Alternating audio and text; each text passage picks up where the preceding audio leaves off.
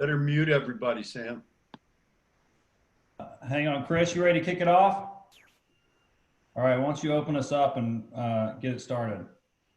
Hey everyone, my name's Chris and I'm an alcoholic.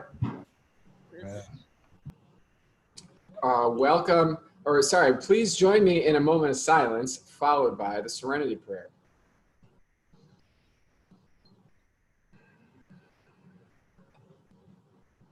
God, grant me the serenity to accept the things I cannot change, courage to change the things I can, and wisdom to know the difference. All right, welcome to the Thursday night Emotional Sobriety Workshop. This is not a formal AA meeting. It's a workshop put on by men and women interested in the continuation and maintenance of a spiritual awakening to stay recovered from alcoholism. This meeting is not a substitute for a 12-step Big Book recovery. In fact, we think our exploration of this letter by Bill Wilson will only be relevant to someone who is actively working the program of recovery outlined so masterfully in our AA Big Book. Everyone is encouraged to share what they are working on to mature and grow spiritually. Please enjoy the conversation and allow others to do so by maintaining an attitude of open-mindedness and tolerance. Our workshops this summer will be recorded in order to allow other members of our fellowship to enjoy these conversations, so please be mindful of that when sharing. Our meeting will begin with the reading of Bill Wilson's 1958 essay, The Next Frontier, Emotional Sobriety. After the reading, we will have a lead share, and the meeting will then be open for participation or questions. And tonight, Sam will be reading the essay.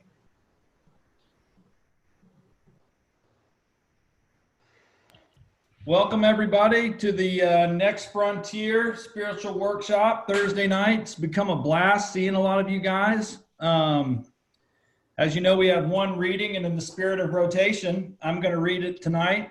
So here we go. It's a long reading, but it's the only one we have. So try and follow with me mindfully. So it's the subject matter which we'll be relating to and discussing tonight. The Next Frontier, Emotional Sobriety. I think that many oldsters who have put our AA booze cure to a severe but successful test still find they often lack emotional sobriety. Perhaps they will be the spearhead for a much more, Perhaps they will be the spearhead for the next major development in AA, the development of a much more real maturity and balance, which is to say humility in our relations with ourselves, with our fellows, and with God. Those adolescent urges that so many of us have for top approval, perfect security, and perfect romance, urges quite appropriate at age 17, proved to be an impossible way of life when we were at age 47 or 57. Since AA began, I have taken immense wallops in all of these areas because of my failure to grow up, emotionally and spiritually. My God, how painful it is to keep demanding the impossible. And how very painful to discover finally that all along we have had the cart before the horse. Then comes the final agony of seeing how awfully wrong we have been, but still finding ourselves unable to get off the emotional merry-go-round. How to translate a right mental conviction into a right emotional result, and so into easy, happy, and good living. Well, that's not only the neurotic's problem, it's the problem of life itself for all of us who have gotten to the point of real willingness to hew to right principles in all our affairs. Even then, as we hew away, peace and joy may still elude us. That's the place so many of us AA ultras have come to, and it's a hell of a spot.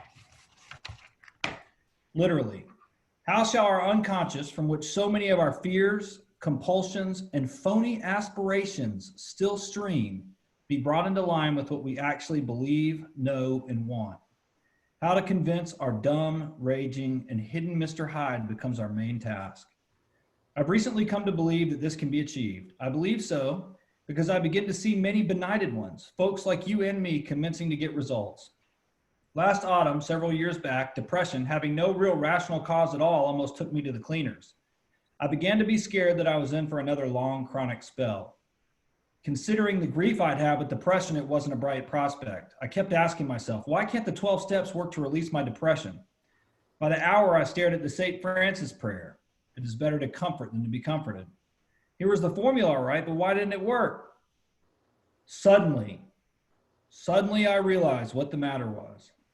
My basic flaw had always been dependence, almost absolute dependence on people or circumstances to supply me with prestige, security, and the like.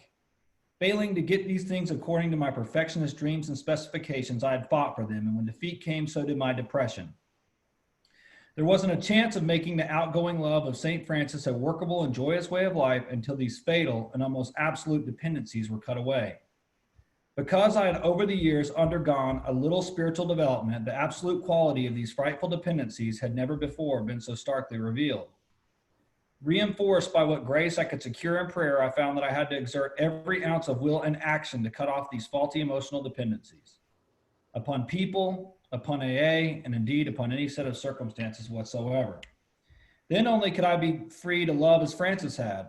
Emotional and instinctual satisfactions I saw were really the extra dividends of having love, offering love, and expressing love, a love appropriate to each relation of life.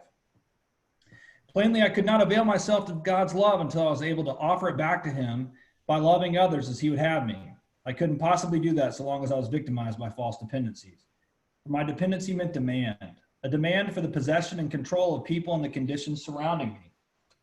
While those words, absolute dependency, may look like a gimmick, they were the ones that helped trigger my release in my present degree of stability and quietness of mind. Qualities which I am now trying to consolidate by offering love to others regardless of their return to me. This seems to be the primary healing circuit, an outgoing love of God's creation and his people, by means of which we avail ourselves of his love for us. It is most clear that the real current can't flow until our paralyzing dependencies are broken, and broken at depth. Only then can we possibly have a glimmer of what adult love really is. Spiritual calculus, you say? Not a bit of it. Watch any AA of 6 months working with a new 12-step case. If the case says to the devil with you, the 12-stepper only smiles and turns to another case. He doesn't feel frustrated or rejected. If his next case responds and in turn starts to give love and attention to other alcoholics, yet gives none back to him, the sponsor is happy about it anyway. He still doesn't feel rejected. Instead, he rejoices that his one-time prospect is sober and happy. And if his next following case turns out to be in time his best friend or romance, then the sponsor is most joyous. But he well knows that his happiness is a byproduct and the extra dividend of giving without any demand for a return. The really stabilizing thing for him was having and offering love to that strange drunk on his doorstep. That was Francis at work, powerful and practical, minus dependency and minus demand. In the first 6 months of my own sobriety, I worked hard with many alcoholics. Not a one responded. Yet this work kept me sober. It wasn't a question of those alcoholics giving me anything. My stability came out of trying to give, not out of demanding that I receive. Thus, I think it can work out with emotional sobriety. If we examine every disturbance we have, great or small, we will find at it the root of it some unhealthy dependency and its consequent unhealthy demand. Let us, with God's help, continually surrender these hobbling demands. Then we can be free to live and love. We may then be able to 12-step ourselves and others into emotional sobriety. Of course, I haven't offered you a really new idea. Only any real new idea, only a gimmick that has started to unhook several of my own hexes at depth. Nowadays, my brain no longer races compulsively in either elation, grandiosity, or depression. I've been given a quiet place in the bright sunshine. All right, and tonight we have, we have so many great people on this. It's so good to see you all. Tonight it was my distinct honor to actually welcome our very first Al-Anon moderator, one of my favorite people. And here's the lovely Mrs. Lauren. Hi. So one of my very favorite people. I don't want to take up any of her time, but I'm just feel so blessed that she said yes. And I'm excited for tonight, and I have a good, exciting feeling about what's going to happen. So without further ado, Juanita. Hi there. Hi, everybody. Thanks, Sam. Hey, Lauren, good to see you on that screen, too. Congratulations to you. I said congratulations last week to Sam and to you both. Love you guys. Really, congratulations. Tom printed out this letter for me because I mean, I've heard it, but I haven't really like paid a whole lot of attention to the words because I'm an Al-Anon, right? And so it's like emotional sobriety. Of course, an alcoholic should have emotional sobriety. And then I was starting to think about it, and I was reading it, and I thought, you know, this is what we do. And I love the way, I'm going to kind of go backwards and all over the place here. What I love is one of the very last things that Bill said in this letter in the last paragraph, where he says, of course, I haven't offered you a really new idea, only a gimmick that has started to unhook several of my own hexes at depth. You know, we've had workers here the last couple of days at the house. We had an issue with some mold, and so they came to do some remediation, however you say that.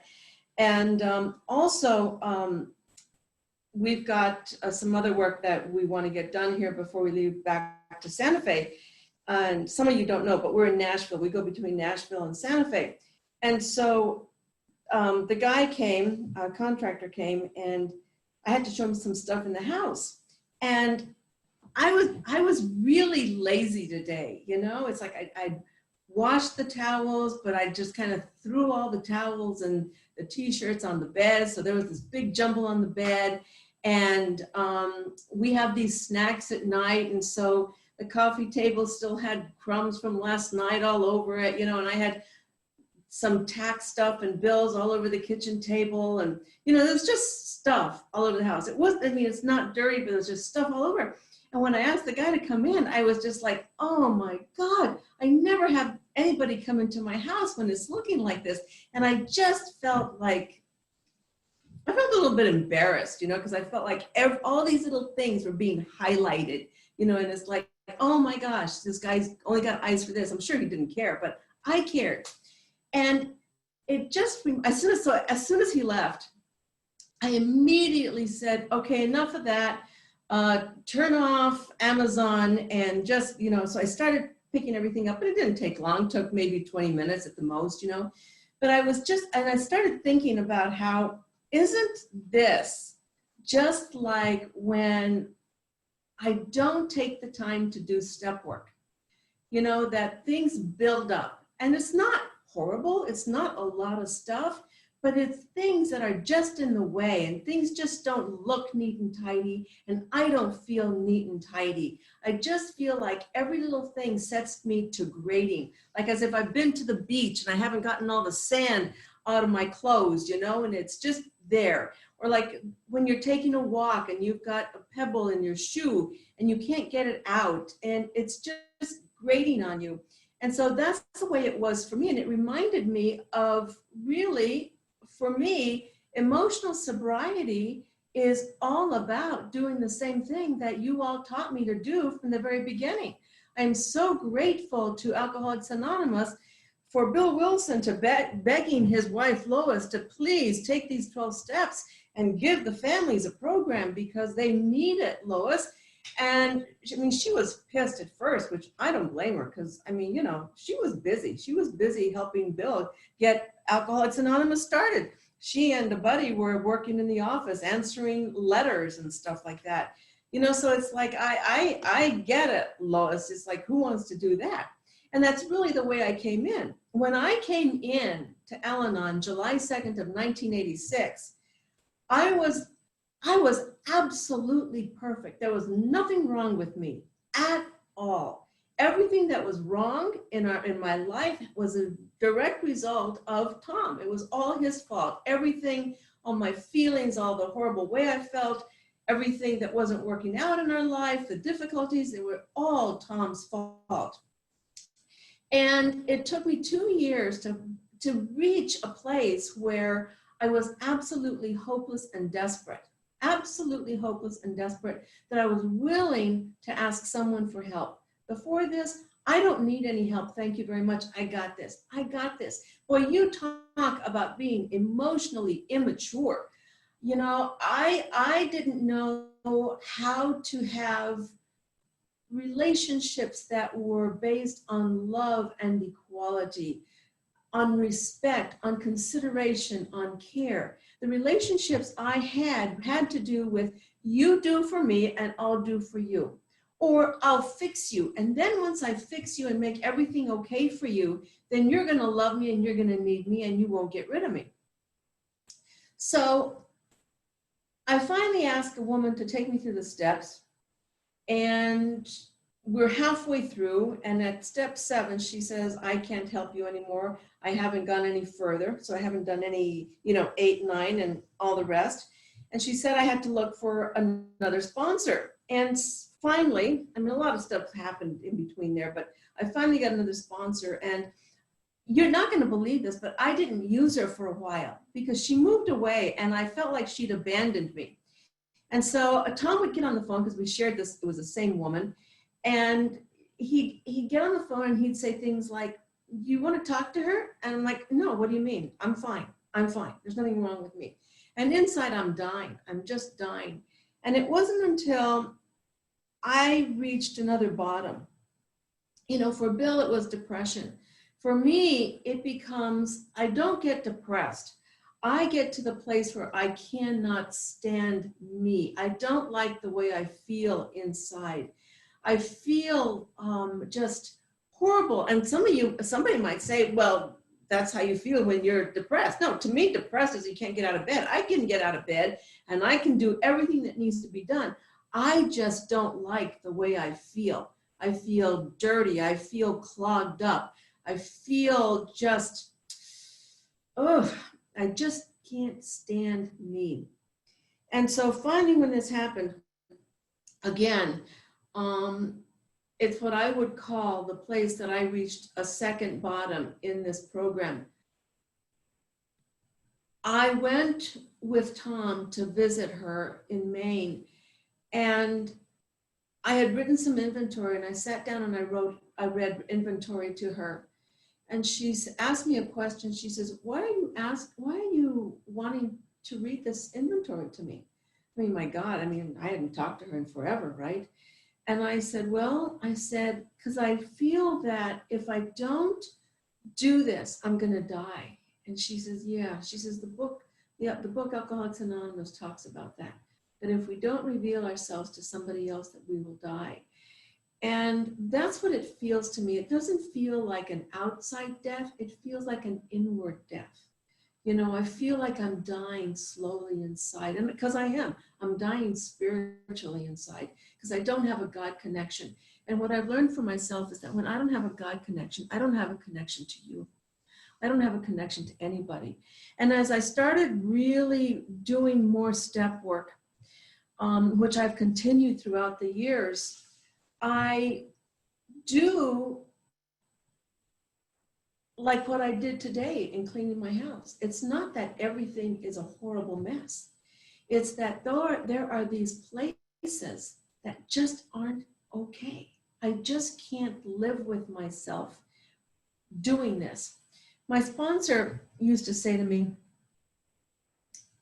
enjoy your babyhood, because you will be able to get away with things in those early years of recovery that later on you're not going to be able to get away with. Enjoy your babyhood, because you're not going to be able to get away with those things. You won't be able to live with yourself. She also says the road gets narrower and the horizon gets broader. And that really has been true. The things that I can get away with just aren't the same.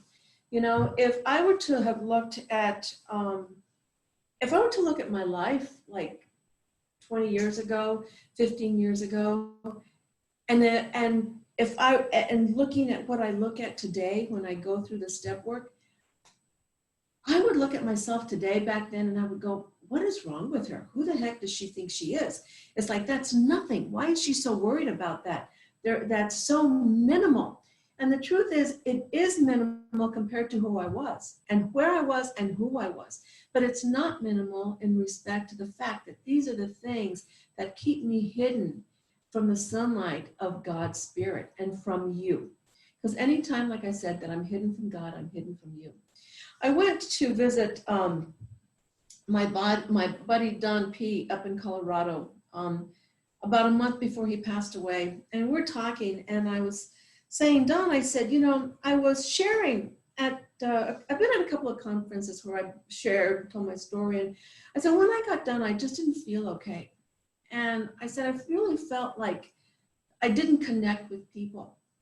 And when I went back to my room, I asked myself, actually, I said it in prayer. I said, God, what's going on that I didn't connect? And what has come up for me is that there were these amends that I needed to make that I realized I hadn't made. And I said, and it's just this one amend, Don, that keeps coming up. And then, I think I'm going to do it. And then time goes by and I forget. And then I remember. And then I forget. And then I remember. Then I forget. It's not a lot of money. It's not a big deal, but it keeps coming up. And Don got very quiet. And then finally, what he said, it didn't take him very long. He said, if there's something between you and another person, there's something between you and God. And if I was you, I would go and make that amends as soon as possible. And I did. I immediately, not immediately, it took me a little while. I prayed because I really didn't want to make it. It was so embarrassing. And it shouldn't have been embarrassing because, the amends that have really been embarrassing is like to go to Sears and Roebuck and pay for a $3.78 bracelet that I stole when I was 13. That was really embarrassing, to have to go and admit to like 3-4 different people at Sears and Roebuck that I stole a bracelet for that amount. That was embarrassing. But I didn't want to do this. And the reason I didn't want to do it was because, I'll tell what it was. I was working for a medical center as a bookkeeper. And there was a box, they had, across from where I sat was the supply room. And there was this box of syringes. Now, some of you who know my hubby know that he is an alcoholic and he's a heroin addict.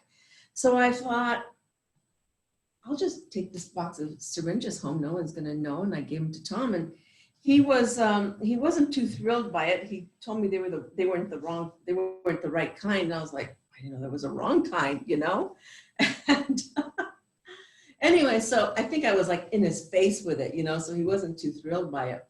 But so this is the one that came up. I didn't want to have to make this amends to this medical center for these syringes that I'd stolen. I mean, that is really embarrassing. But I did it. So it took me 2 weeks of prayer to finally go and do it. And I will tell you that I've never had that feeling of not being connected when I've given a talk. And one of the things that I've realized as I've made amends through the years and as I've worked these steps is that I really think the reason that I am so willing and I really want to get to the bottom of my defects of character to the degree, to whatever degree I can, is because I know that in doing them, I'm going to be able to be of real help to other people. Because it's in seeing these things that are in me that I'm going to be able to talk to somebody else about these things. The more I see about myself, the less I'm hiding from you, the less I'm hiding from God. I was thinking about this. One of the things that Bill wrote in this letter, and I'm probably not going to find. Oh, there it is. It's where he says, while those words, absolute dependence, may look like a gimmick, they were the ones that helped to trigger my release into my present degree of stability and quietness of mind.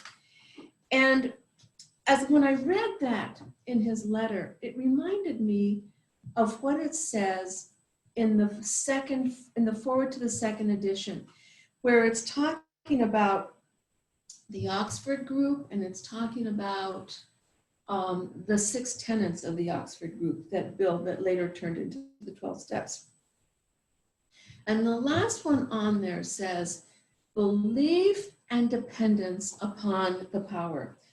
I'll just read what it says here real quick, if you bear with me, because it's really one of my favorite phrases in here. It says, the necessity of belief in and dependence upon God. One of the things that I've realized is that I have to come to depend upon God like I depend upon air to be alive. You know, if I can't draw breath, if my heart isn't beating, I don't live. So I need to depend upon God in that very same way.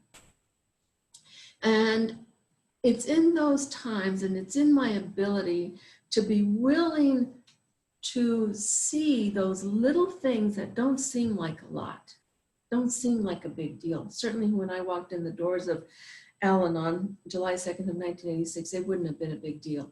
You know, I would have been happy just to have enough money to put food on the table, just to have enough money to pay the car bill, just to have enough money to pay the insurance on the car, just enough money, just enough, you know? And what I found is that the more I do these steps, the greater my spirit becomes awakened, the greater I am connected to the power, and the greater I'm able to connect with you. And I got to tell you, I never wanted to connect with you guys at all. I never wanted to connect with you. I wanted to have fun, but from a distance. It was kind of like, come here, I'm begging you to come, but I'm pushing you away with everything I've got in me.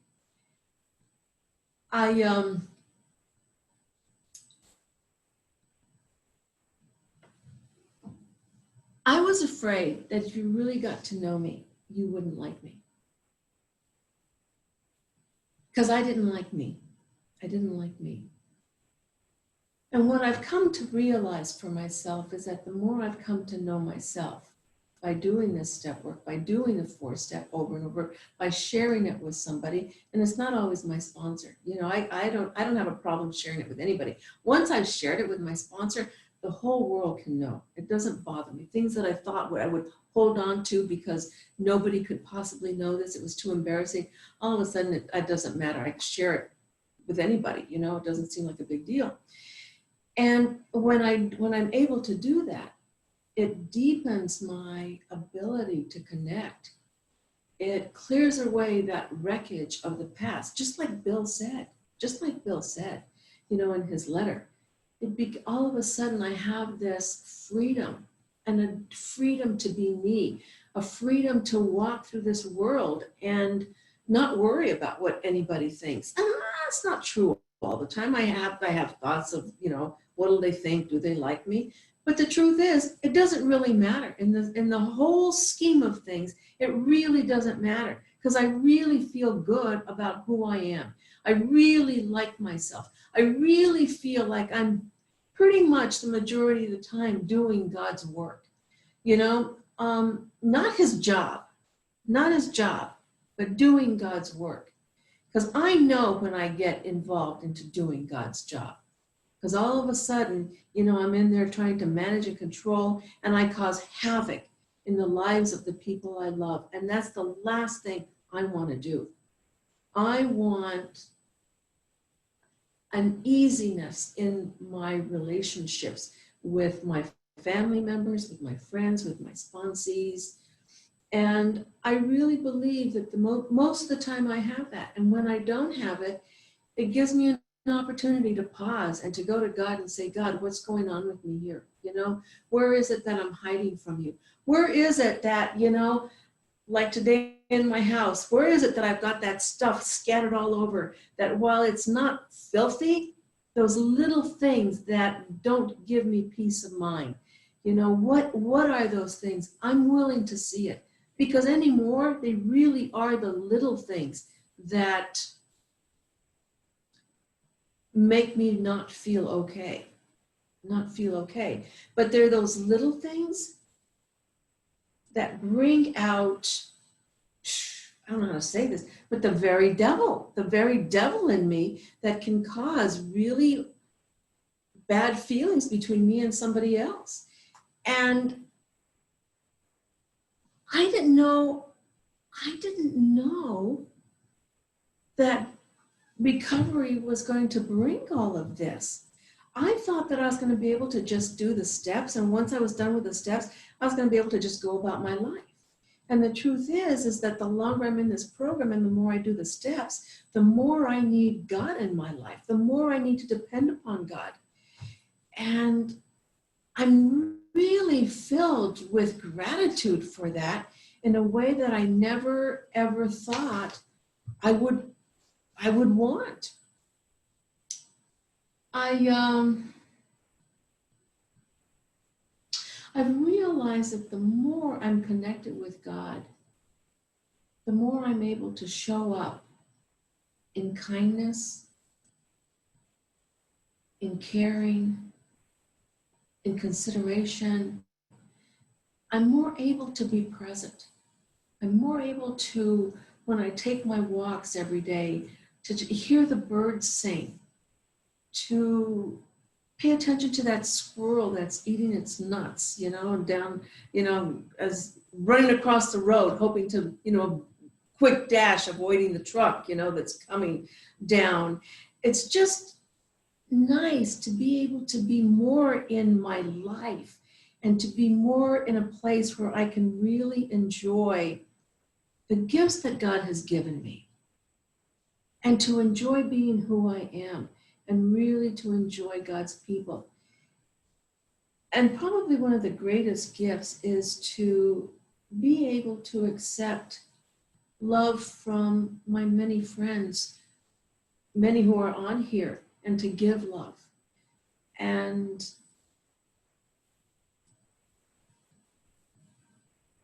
some of you have heard my 5th steps. Some of you, I've heard your 5th steps.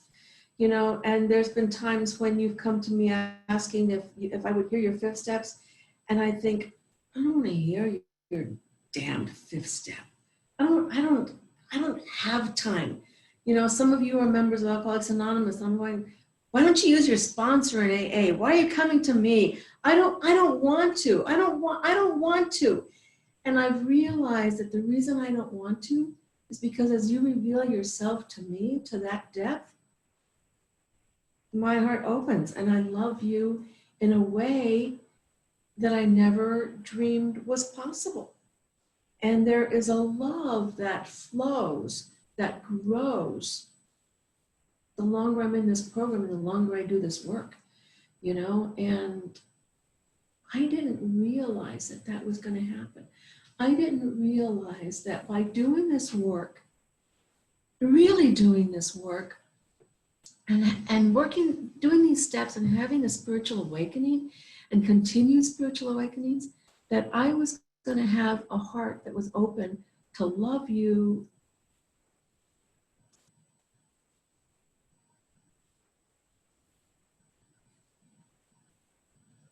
with no holds barred, and to let you love me, no holds barred. And I'm still working on that one because sometimes it's easier than others. There are times that I think if someone tells me how much they love me, I don't think I can stand it. It just feels too much. It feels too overwhelming. Love seems and feels way too big. But that's what I want it.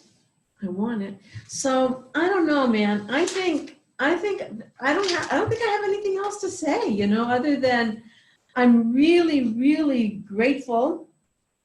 I'm really grateful, where it says and how it works that there are those who cannot recover because they can't fully give themselves to this, to be completely honest, to give themselves entirely. And I was so afraid when I came in that was going to be me, that was me, that I wasn't going to be able to give myself completely and entirely, and that I wasn't going to be able to be completely honest with myself. And what I realized is that, you're a little one. That's cool. The other thing was that I was afraid that I wasn't going to be able to get that entire psychic change because in the doctor's opinion, it said without an entire psychic change, there's little hope of recovery. And I didn't know what that meant, but I knew I wanted it. Somewhere deep inside me, I really wanted that. And I think I'm still in the process of having that entire psychic change, you know? And I'm really grateful for that. One of the questions that always comes up for me that I ask myself is God done with you? You know, you've been through this set of steps now. You've grown so much. Is God done with you now? Is it over? Is it finished? Is God through? Is he done with changing you? And every time I ask myself that question, I have to say, no, I don't think he is. You know, I think there's more because I want more. I want more. I don't know what more is going to look like, but I want more. I want more God. I want more love.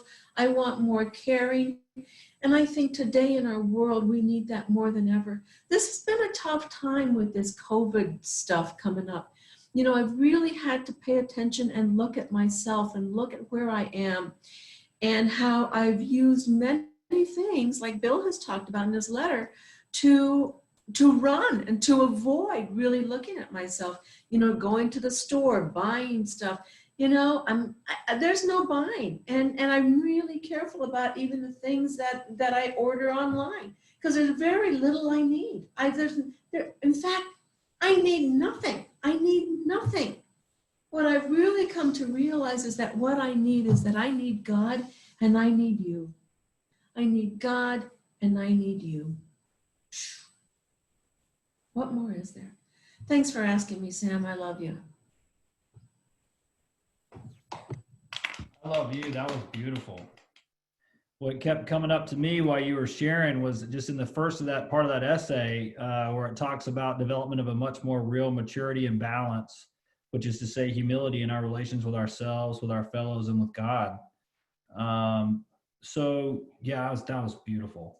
Why don't we try this? Why don't you pick on somebody, Juanita, who, you know, you'd like to hear some more on this from? You got to unmute yourself. Oh yeah. Okay. You know what? I'm going to call on my friend Cherie from down in Australia because I know it's been a rough time for her. Cherie? Good Lord, Juanita, thanks so much. Thanks so much. Hi everyone, I'm Cherie. I'm an alcoholic and I'm not really camera ready, but you know, forgive me. Yeah, it has been an interesting 3 weeks. Well, it's been an interesting couple of years really, but it's been an interesting 3 weeks. And when I hear you, Juanita, I feel calm immediately. I don't know. I listen to you in my morning meditation just for some sort of familiarity and comfort and to remind me to go back to God because I just truly love the humility that you have, and I really enjoy the peace that comes in your voice. And I know the peace isn't there all the time. The peace isn't there in mine all the time. And we're human. I was just speaking with a sponsee last night, and you know, along with this humanness comes such a range of emotions and living life. You know, I don't believe that things are just, you know, thrown at us for any particular reason. Life is just life. And, you know, my whole thing is to be trying to have God have me in this place where I'm okay with what's going on, you know, and to know that I'm okay in whatever's going on, you know. My husband's been in hospital for 3 weeks. During that time, you know, traveling back and forth to the hospital every day, and lots of things have happened. I've really felt surrounded by the love of the people in this fellowship, both in Australia and overseas. The prayers have been incredible and have been felt, and I'm so grateful for that. but you know, when we're trying to do a lot of things, no matter how connected I am each morning, you know, I do everything that I'm supposed to be doing. Connecting in prayer and meditation, spending a little bit longer when I need to. We have a daughter with mental illness and drug issues at home, who's not dealing very well with her father being away. I have a car that, you know, I just want to go. I just want to go there, and I just want to see him. So it doesn't matter that the petrol light's on, because I'm sure I'll be able to get all the way to the hospital and back. You know, and what comes up in my head for me is, you know, when fear made us cocky, it was worse. And I thought, no, I'm fine. I'll be fine. I'll be fine. And of course, I broke down on the side of the motorway, and I just end up completely sobbing, just sobbing. And then I pray, and I really immediately feel some comfort to know that I'm not alone. And I reach out and do what I was supposed to be doing, and I step 10, and I ring a member, and I howl on the phone, and I cry, and you know, and I've done that a few times. I think it's really important for me to not pretend that just because I'm, you know, actively working steps 10, 11, and 12, and because I'm you know, I work with a few girls, and it's just important to know that sometimes days are not so great, or parts of the day, it's not even the whole day, parts of the day are not so great. I don't think I need to pretend that that's not going on. I think it's more important for me to be a demonstration of God's power, that even though these things go on, through all of that, I'm okay. You know, I'm okay. My husband is okay. He's doing well. My daughter, you know, I had to go to court this week with her. All of these things. I need my husband here to do these things. You know, I need people. I need this validation. I need this reassurance of a human being there. You know, is God really going to cut it? You know, and as it turns out, you know, I had things like going to the court. They wouldn't even let me in the courthouse with her because of it. And so I'm sitting outside, just sitting outside, completely powerless, and not able to manage the situation and things. My car, after the running out of petrol, I filled it with petrol, so I'm a bit dirty about this, because then my car died completely. My car of 17 years that I love. I mean, I love. I don't know why I love it so much. I just do. It has a big old steer's head sticker on the back of it, and I just loved it. And I had a couple of nights. I had one particular night in my kitchen here at home where I was crying and stamping my feet. I mean, stamping my feet. And my daughter, who struggles to be connected, in that moment, she said, "Are you okay? And do you need a hug?" And gave me the biggest hug. You know, in the midst of all of this stuff, beautiful things happen. Beautiful, if I'm awake to it, if I'm connected to God, I can see that everything's not completely crap, that everything is okay, that everything is as it should be, that we do have these challenges and trials in life, but if I keep demanding that someone else make me feel better, you know, all the time, it's not going to help. I need to keep going to God for this stuff. And I you know, had some time in the hospital where my husband was, when he was first in the hospital, telling me, "So you're my favorite person. Thank you for looking after me." You know, and God helps me get there for that, and to be compassionate and loving and kind and do all of these things. And that's all really great. And then he comes out of his anesthetic and he's in a lot of pain. And I don't know where that man went, but he went for a little while. And I found it quite hard to be as loving and kind. And you know, only when I'm driving home and I'm praying and I'm talking to God, do I see that again. You know, I keep thinking that if I give this love, I'm gonna get something back. I need something back, that I need him to reaffirm me all the time and tell me that I'm doing a great job. This man's in pain. This man is not in a great spot, but I'm demanding that he do this.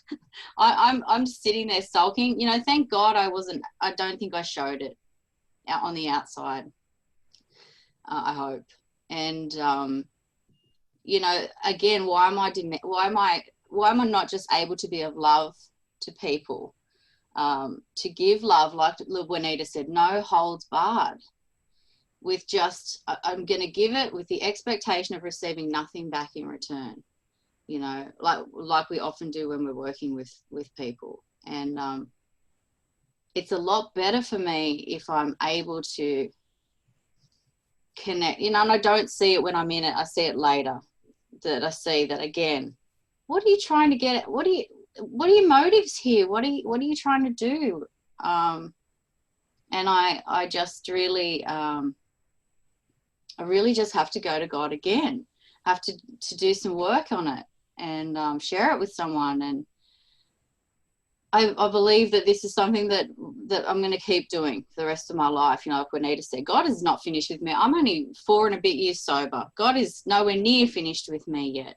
There is an awful lot of life left to experience, and I don't want to experience that asleep. And I believe I have a tendency, I can fall asleep quickly, but if I stay really connected and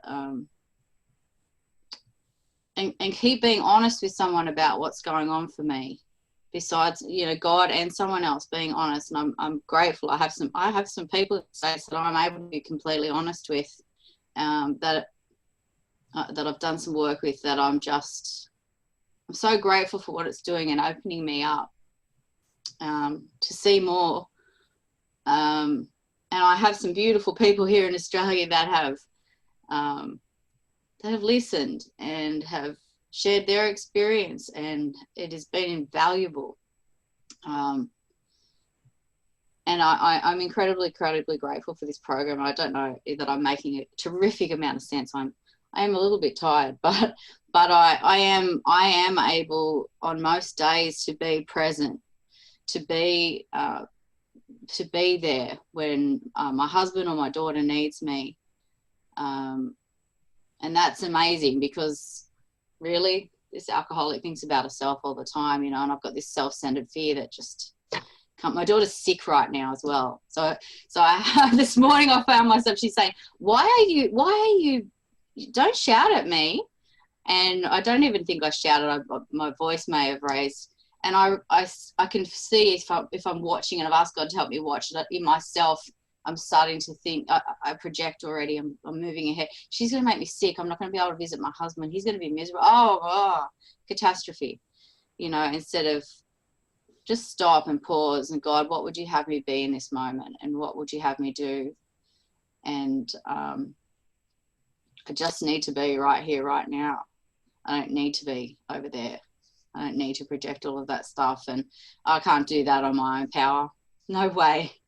I cannot do that on my own power. And I just find that every day, I don't know why, you know, crappy things can happen all in a group, but I believe that God is there in all of it, and that God is showing up for us in the most unimaginable pain at times, and that all it is doing is helping us to grow. And I hope throughout it and on the other side of it that we're able to be an example of what God can do through anything. You know, we're already walking miracles today. We should be dead. Both of us should be dead, and we're not. And I believe that God's not finished with us. No way, because we're not finished. We've got a lot more work to do for him. So thanks, Juanita. I love you. Thank you. Well, Terry, we've been saying prayers for you and Damien, and so good to hear from you. I think you both just nailed it. Hey, is there somebody that, Terry, that you would like to hear from that you see on the Zoomcast, or it's not Zoomcast, on the Zoom meeting?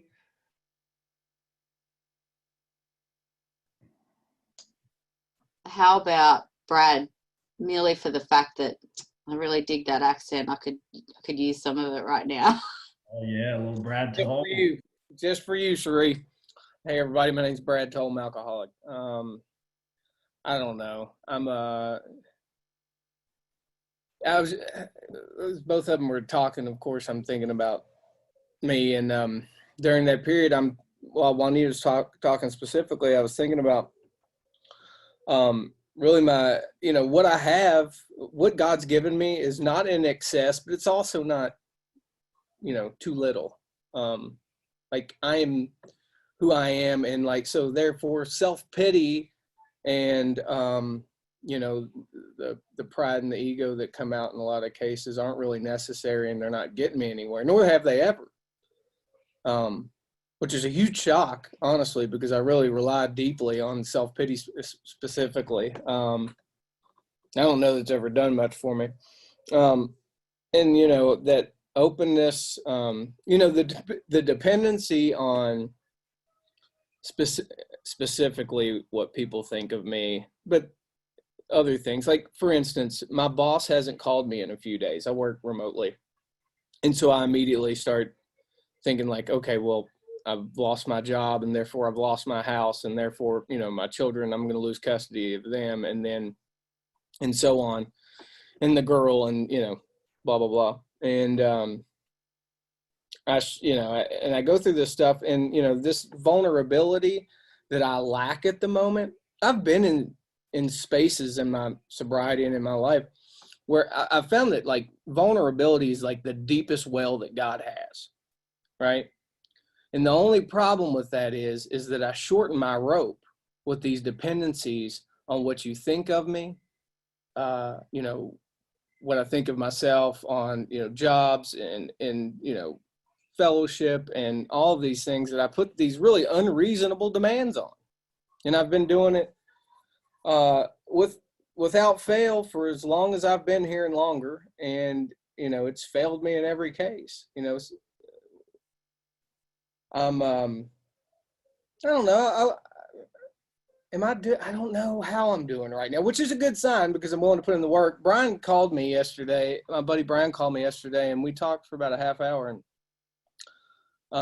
we talked about some unwillingness, and we talked about, what God looks like right now in my life. And it's been better.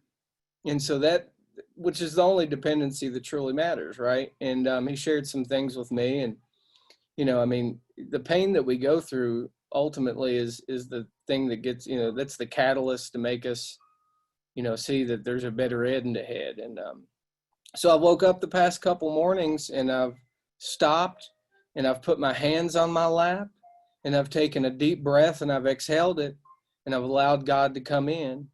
And as a result, my mind's not been racing everywhere. It's not been, some of my actions have still been shitty. But there has been it's very slow, and I know it's slow, but it's also a progressive change that's happening as long as I continue those actions. That's about the best I've got. So thanks. Love that accent, Brad. Thank you. Hey, will you call on somebody that you'd like to hear from or ask a question to or any of that? Yeah. It's Brenda. I just saw Brenda. Let's hear Brenda. Hi, Brad. Thanks. Mm-hmm. Brenda Patterson, alcoholic. Brenda. Throughout my sobriety, I've often looked backwards and kind of seen where the pieces of the puzzle have been put together to form this big picture in my life. And was thinking about Gary and Julie recently. Gary and Julie came into my life 41 years ago in sobriety. And there have been points of my sobriety where they've helped me so much without them even knowing that they were helping me. So an example was when my husband left the marriage, I was having lunch with them, and I made a comment because I was just so screwed up, of course. And I made a comment, well, I guess I should let go. And Gary, in his normal, very calm voice, said, well, do you have any other choice? And he didn't mean, do you have any other choice to let go? What he meant was, do you have any choice, either let go or stay screwed up emotionally. And so I look at little points like that. And then in 2007, I was in a really, really dark place in my life. And I called Gary crying. My sponsor had passed away. And I called Gary crying and I said, I need a sponsor. And he said, you think?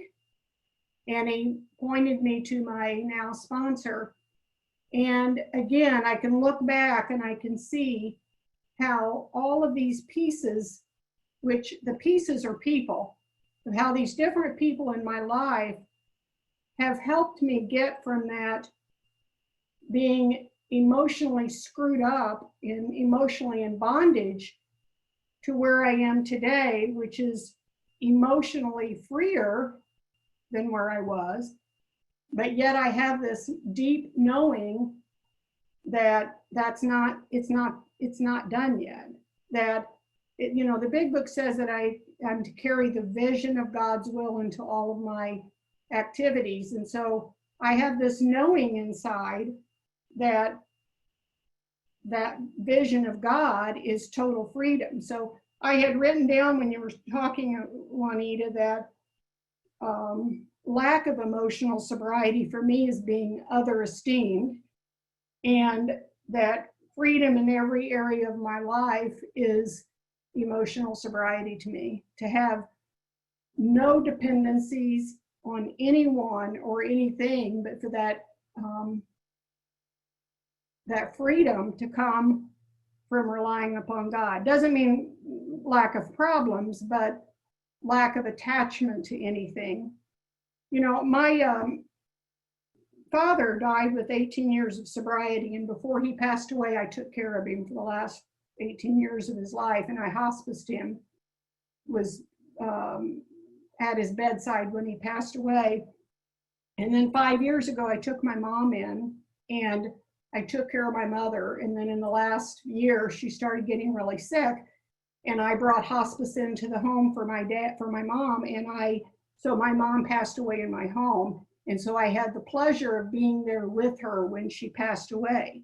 And so I basically took care of my parents, if you will. And now I'm what Mary Thayer refers to as an orphan.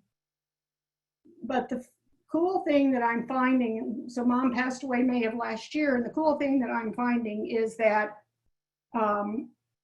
being an orphan in the COVID situation, that for me is quite exciting, because there's no one for me to take care of. And the COVID situation is keeping me in this house, because I don't go out there, because I don't want to bring that stuff into my daughter's lungs. And so I'm very careful of that. So being in this house has given me, now I have time that I came up with all excuses for in the past. So I have time to meditate. I have time to read. I have time to practice spiritual activities, if you will, that I wasn't practicing before. And so I'm really in a very exciting time of my life right now that definitely is not problem free. I just called Mary Thayer a week ago because I was into being other esteemed, which again puts me in that bondage. But I'm really grateful, and I'm grateful that Mary Thayer invited me to attend this meeting, because it's what I want more than anything else today, and that is to be free of anything or anyone, but yet being able to do what I love to do more than anything, and that's take care of people.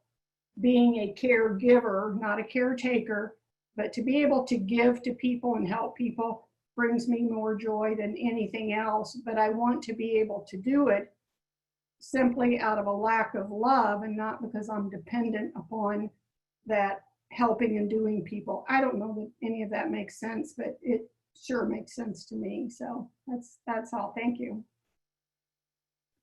Thank you so much, Brenda. Can you call on somebody? Of course, Mary Thayer.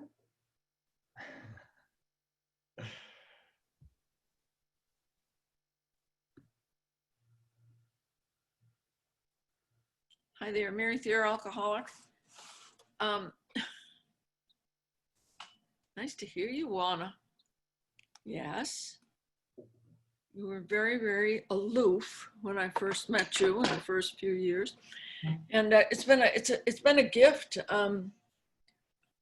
to hear you, to hear everybody tonight. I think one of the things that is, when you were just talking, Brenda, I was thinking about how that line in the book on 20, I think it's page 25, that talks about that if you're as alcoholic as I am, there's no middle of the road solution. You either go to the bitter end, trying to blot out this intolerable situation, or you accept spiritual help. And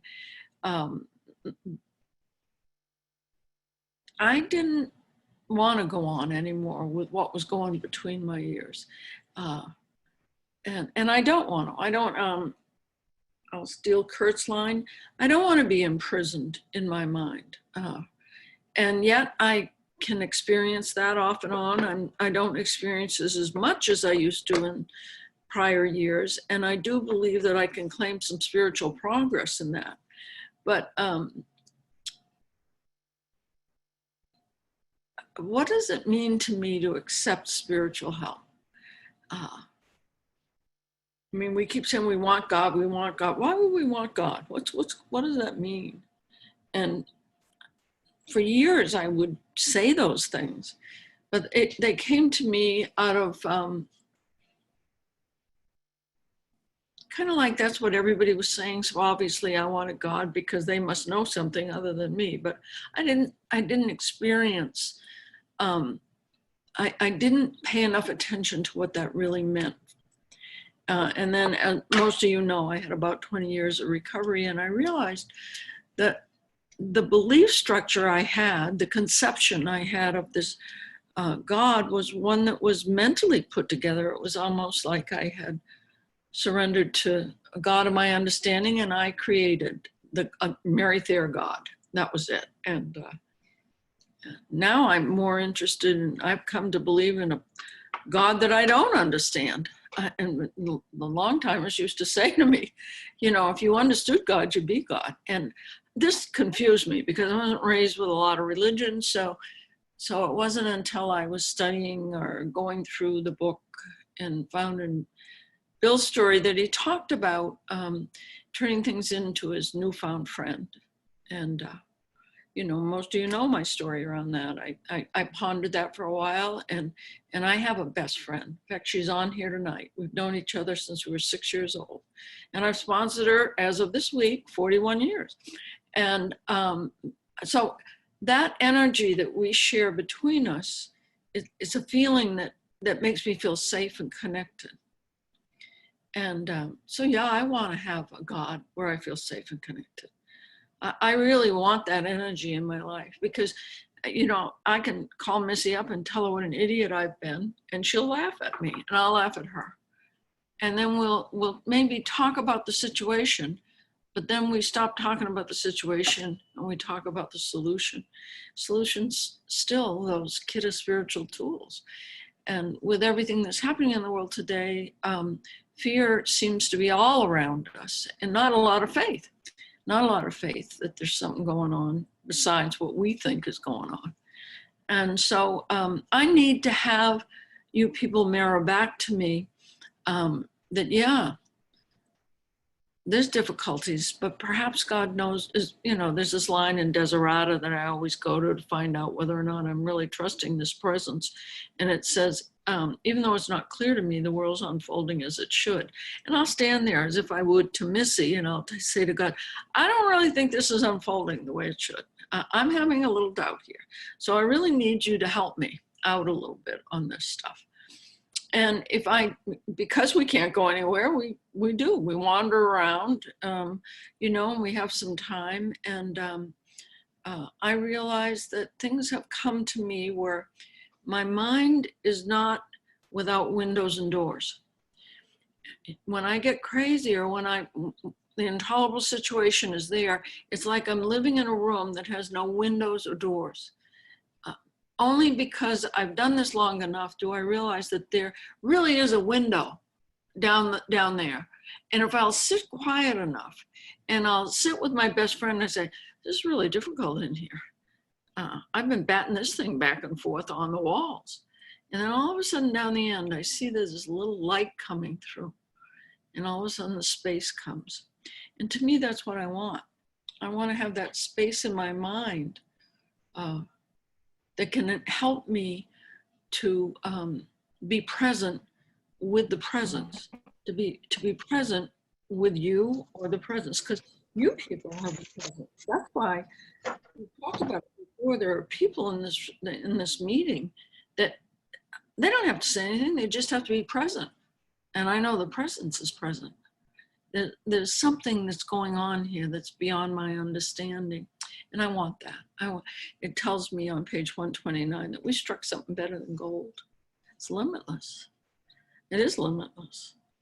And it will continue to pay me dividends as long as I mine it for the rest of my life and insist on giving the whole thing away. It's pretty simple. But that's kind of where I am and what I feel. And I don't have any answers. I surrender pretty much on sometimes an hourly basis. I just don't want to know anything right now. That's God's job to know what the heck's going on here. But I sure as heck want to be present enough that maybe I can, as you people do to me, become a candle and give me some light so that I can find my presence, my God, my connection, and then go on from there. I do this poorly. Some things I do a little bit better than others, but I continue to try to get up and do this. And I think that's the only thing. That's the only thing that I'm grateful for, is that there is a demonstration that happens to me every day, that there is something going on. So thanks for calling on me, Brenda. It was good to see you here. I suppose you want me to call on someone. Is that right, Sam? I'm going to call on you, Sam. I'm Sam, I'm an alcoholic. And I'm chairing a meeting about faulty emotional dependencies, and I'm getting all stressed out because the dog's underneath me begging, and maybe this isn't going to go off right. And what do these people think about me? And am I asking the right questions? Am I doing the right thing? And then my wife says, "Stop fidgeting. When you quit fidgeting with stuff on the desk, you're gonna fidget like that. Just turn off the thing. It's rude to fidget." And I just, have all these people that I love around here and that I look up to, and then I get this big, deep breath that God and AA has given me that allows me to just know that everything is okay exactly the way it is. And the beauty of life is when you know that you're loved and accepted by people, especially when it really gets big is when you're around people that you really respect and you really love, and they don't really give a shit what you do. They still love you. That's what makes it really, they don't care if you sound stupid or you do something stupid. And this meeting has just brought me so much light, and it's been just something so fun that I've had fun getting to see and hear from everybody. It's such an interesting topic to explore because it's really the same stuff over and over. And the way a lot of the things that Bill talks about in this letter, an emotional, or in the next frontier, that essay, are just, a lot of it's talking about inventory. A lot of it's it's just a different way. But a lot of the things the byproduct of me looking at inventory is I examine a lot of my dependencies. A lot of my inventories now, I see these dependencies. I go, oh yeah, I was doing that because of such and such, or I was, I had a whole, one of my objectionables was living my life based on what other people think of me. And I see that come up over and over and over again. Some people call it pride. Some people call it that, and so it's all the same content, but I think it's interesting. I really want to always be aware. I have a company, and before I had this company, I worked for the same company. And I used to think one of the things when people did really, really well, people would get paid really well. Like they would set a record. These guys would set these bonuses and these people would get paid. And then all of a sudden these guys would be like, everybody's on the same team and the company just explodes. And then all of a sudden these salesmen get all this money, and all the people that did it make all this money, all these bonuses. And then the owner of the company's like, I don't know why I pay all these people all this kind of stuff. And I used to think, what kind of asshole thinks like that? You know, like you would have never gotten there, you know, that, but I've seen the greed. And so now that I own my own company and I had that same thing happen 2 months in a row, all of a sudden I saw myself, you know, kind of in the shower. I was just kind of thinking, and all of a sudden my brain goes, God, you know, you're really paying out a lot of money, man. These guys, you know, this is a lot of money. These guys are probably, they're kind of like taking advantage of you. And I'm like, dude, seriously, we've had this conversation with ourselves several times, you know. It's just like carbon monoxide, dependencies, beliefs, greed, pride, just make their way in there for me. And next thing you know, it's like what Juanita talked about. I have a head and I'm living in a space that I don't want to live in. And it doesn't matter what my physical surroundings are. Doesn't matter. I've had, you know, what's so funny is I've had these periods of life recently where you just make more money than you've ever made. You go, son of a bitch, that didn't really do anything. You know, like I really am appreciative of it. I'm grateful for it, but you go, I mean, it's a lot better than being dead broke, but you go, man, I really thought that was going to take care of some of this garbage in here and here, and it doesn't. So for me, the thing that Bill keeps talking about is an outgoing love of God's creation and his people, regardless of their return from me. So if I'm doing loving actions for people because I want to be validated and loved and approved of, then that's manipulation. That's using people. And if I'm becoming an outflow of God's love to other people, that's just where I feel joy. That's where I feel peace, you know, and I'm not responsible for the outcome, but it's so great to see all of you guys. And I would like to hear, man, I've had so much fun listening to Kurt. I want to hear Kurt, and maybe if he wants to have Linda or Kurt and Linda, I just always love hearing Kurt. So I'm going to crank that up. Kurt, you want to take it from here? I asked Linda if she wanted to talk. She said, no, you go ahead, honey. I'm Kurt, alcoholic. I was thinking, thanks, Juana. I was thinking about, well, I really got stuck on Brenda's share. And I don't want to crosstalk, but I have to. And what she said really was poignant. She said, when my husband left the marriage, she didn't say when my husband left me. And I thought, that's a big deal. That's a big deal. And that caught my attention. And the other thing I was thinking about was, and I thought about this last week when somebody was talking about St. Francis prayer. I said, you know, I read that prayer.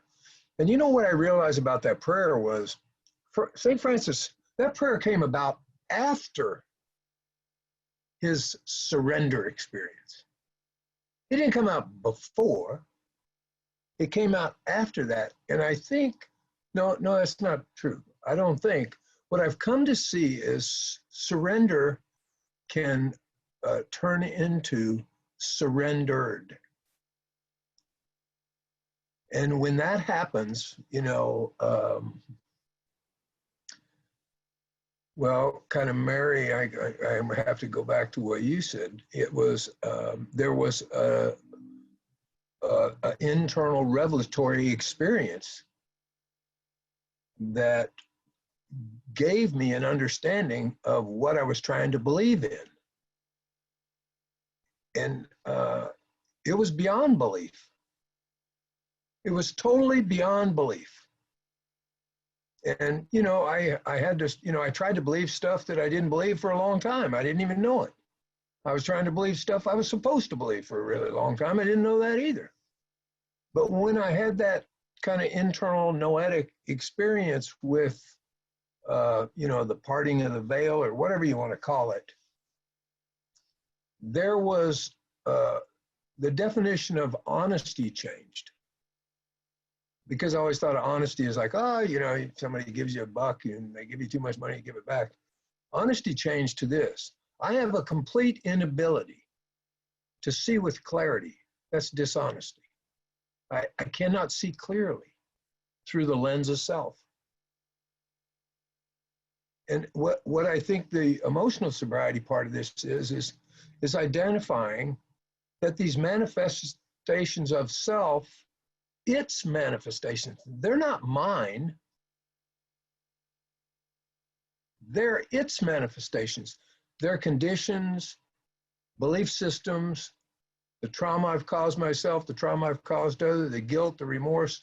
These are all part of that screen that I'm trying to look through. You cannot see through that screen. You will come up with some kind of mind-bound interpretation of what's going on, not what's going on.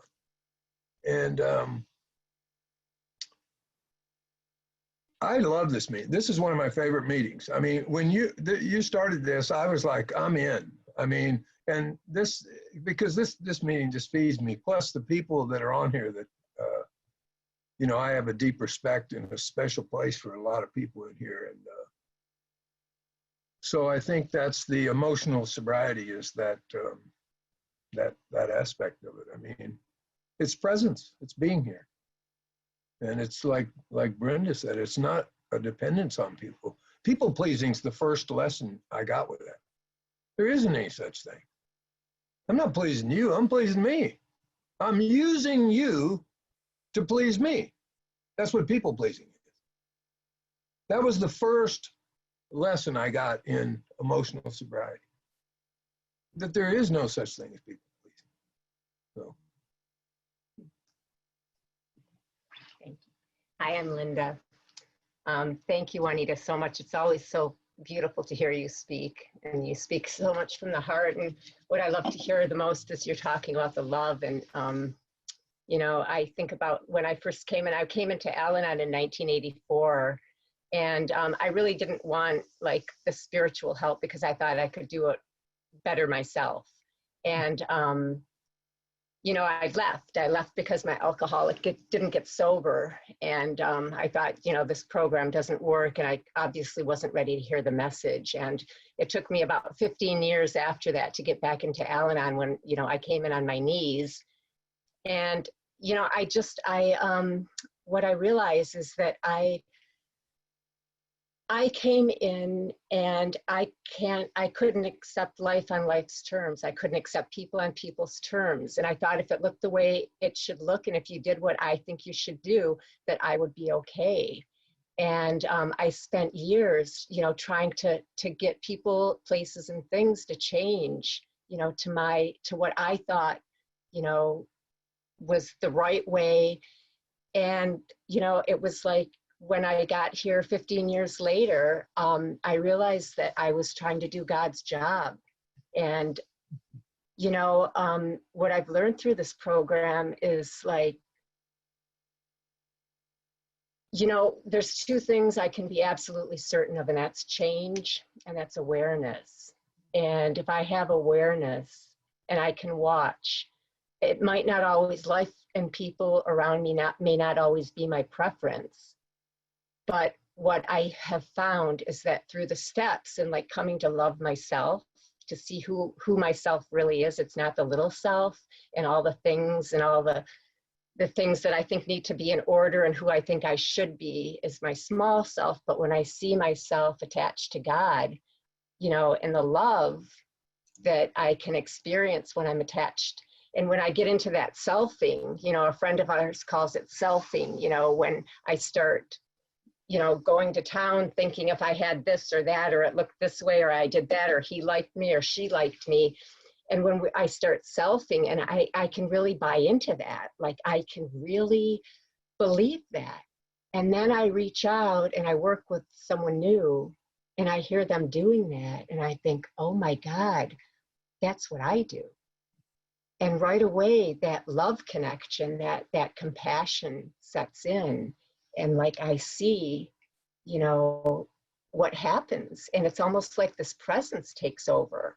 And here now I'm in a place of love. And now I can love and I can accept, you know, I can love and accept you the way you are.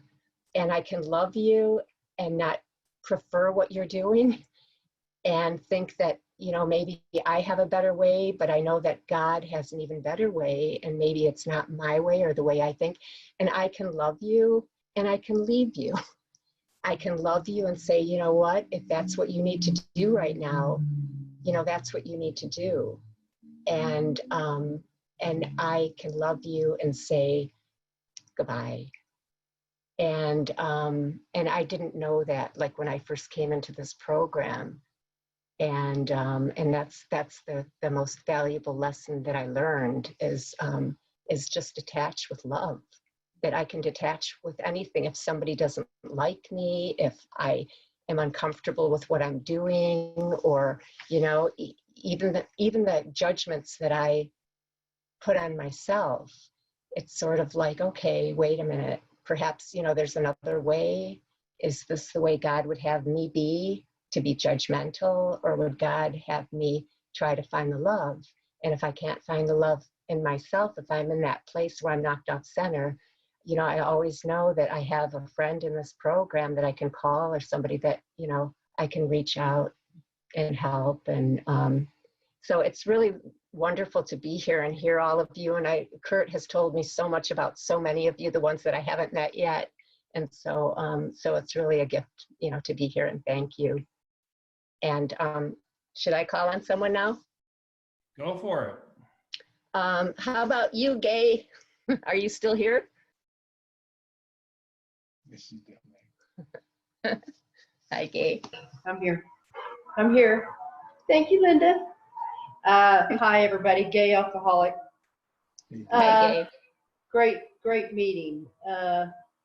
Some of you I've met over the years and heard, and it's just really nice to see you all on Zoom again. And you know, I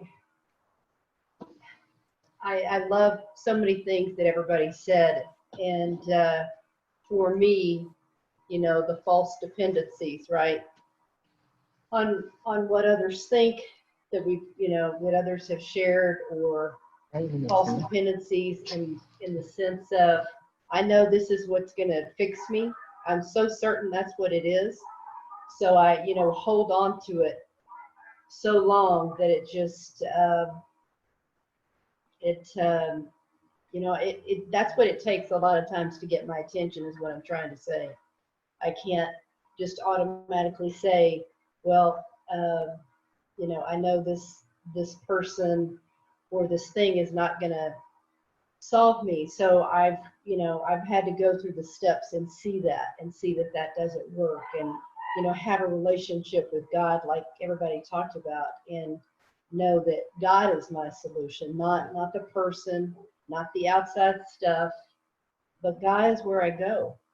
But I can't, you know, I still struggle with that, and I get undone with myself, because I somehow think that I still should have arrived at a certain place after a certain period of sobriety. And so I'm trying to let go of that false idea, because, you know, that's just never going to happen, and just accept where I'm at. And recently I've started doing a nightly review again, after a few years of not doing one, writing it down. And, you know, and it's really helping me one more time kind of get back to the center, asking myself those questions, calming myself down, and just accepting where I'm at, as I said. And, you know, I'm so grateful for this program, because I know this is my answer. God is my answer, even though, as you guys have all said, I can't really explain what God is. I just know God exists within me, and, you know, and that God exists within you. And that's where the love is. That's absolutely where the love is. And that's what, you know, that what works for me. Thank you for letting me share. Thank you. So we're about out of time. One of the things I'm going to Bill Moyer, Juanita, real quick. Say, you know, Tom, well, never mind about that part. But one of the things I wanted to ask is, where do you feel, what are some of the things that you do during the day to increase your conscious awareness of the presence of God? Or what are some things that you find really effective that kind of help you snap back into that, or that you feel at most peace doing, or just something you enjoy doing? What makes me snap back to the presence of God is screwing up, Sam. I mean, that's the truth. I mean, I screw up, and then it's all of a sudden I'm like, what in the hell are you doing, you know? But you know, I stupid stuff, you know, I like taking walks. I like taking walks. I like listening to the birds out there. I really try to make it a habit that when there's somebody walking or, you know, out in their yard doing something, I say hi, you know, and that is so, that's like so different from me from years ago. It's like I really make a point to connect with people, you know, like your garden is fantastic. I love that one flower that you have over there in the corner. You know, just make a connection with people. I think that is huge for me. That is so big. I can't even tell you. You know, it's like I really go the extra mile to try and connect with somebody. And I do stupid things like I've been taking a lot of people through steps recently, and where we are right now is step 2 and step 3, and I've had them say the second step prayer. And the second step prayer is on the second page of the 5th chapter, how it works. And it says, we ask his care and protection with complete abandon. So I've been telling them all, you know, say the prayer, I ask your care and protection, God, with complete abandon every morning and every night. And if you go through the day, you know, say the prayer again. So I've been saying that prayer as I go through my day. God, I ask your care and protection with complete abandon, you know, complete abandon, you know, and man, it's just looking for things to be grateful for, you know, looking for the happiness. And I'm not a negative person, you know, typically. So when I get negative, I know something's going on with me. What's going on? When I start looking for somebody to blame, somebody to criticize or something like that, something's going on with me. And I've just learned that when that happens, I need to say, what's going on with you that you need to do that, you know, and then bring back the consciousness, the presence of God. And, you know, and Sam, it's taken me 34 years to get this far, man. You know, it's like, it's not easy stuff. You know, if it was easy stuff, we'd be doing this from the day we walked in. We wouldn't even need to be here, you know, but this is the hard stuff, to see those things and those times within ourselves so that we can connect with God, to be able to connect with his kids. And thanks for asking me, Sam. It's been fun. It's been fun to see my friends here. Thank you so much. And I don't want to finish this up without, we're almost there. I don't want to finish this up without hearing from my boy, Tom Yu.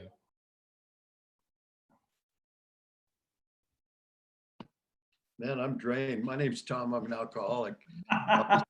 This has been fantastic for me. I mean, everything has been said, you know, more God, less self. You know, there's a story here in Nashville you hear sometimes about a guy named Cherry Carpenter. And when Don Major was, you know, originally got sober in Nashville, and he'd call Cherry up and he'd say, you know, Cherry, I don't think I'm gonna make it. You know, I can't, I don't have any money. You know, my whole body is destroyed. I'm living in a horrible, horrible place, and I just don't think I'm gonna make it.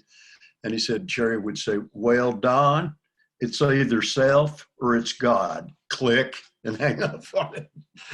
And it went on and on like that. I mean, then the next day, same thing, you know. And I mean, we could talk for hours and hours, but you know, at the end of the day, that's it, you know. But you know who I'd really like to hear from is Lauren. You. Oh, hi, I'm Lauren. I'm an alcoholic. Hi, Lauren. Thank you so much, Juanita. I loved hearing you. And again, I'm going to echo what Tom just said, not to crosstalk, but I think, you know, how much time do we have? I got 1 minute. Perfect. I'll try to cram all this into 60 seconds.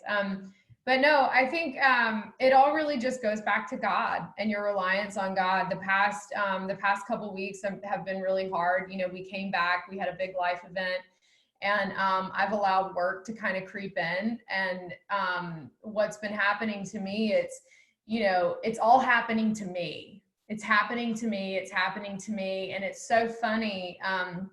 The other day, I came upstairs, and right when I first got in the program, my sponsor handed me a bookmark that said, "It's not them." And I found that on my pillow the other night when I walked upstairs, and it was just, but it kind of hit me. It was like a soul punch, like a gut punch. And I'm like, you know what? I'm sitting here like, and through all of this that I've been going through, you know, because I tend to let work, you know, I have like, if I'm not doing this, I'm focusing on this, and I go all in everything I do. And it literally, it's just been all consuming, and there's all this negativity, and I'm just breathing it. And it's just letting all that flow through me and coming back and centering, you know, to reliance on God. And where is God in all this? What's his role? Why am I trying to just, you know, and it's, you know, I have to check myself all the time. And thank God I married a man who checks me as well. So that's kind of where I'm at. Great meeting. Thank you for everyone for sharing. It was awesome. So that's all I got. Thank you. Thanks, Miss Glenn. So, you know, this reminded me also, Mark Houston used to always say, you can add to, but you can't take away from me. I love that. That reminded me a lot of this anyway. So, Juanita, I think we're going to wrap it up. I'm looking at Aaron and Brad and a couple of these people. They're, you know, I mean, I think we're all drained from hearing so much good stuff, and it was just a blast of a meeting. So let's conclude it. I'll mute myself, and we'll just inwardly say the Lord's Prayer. Sit quiet, close our eyes, and just, if you care to, recite the Lord's Prayer to yourself.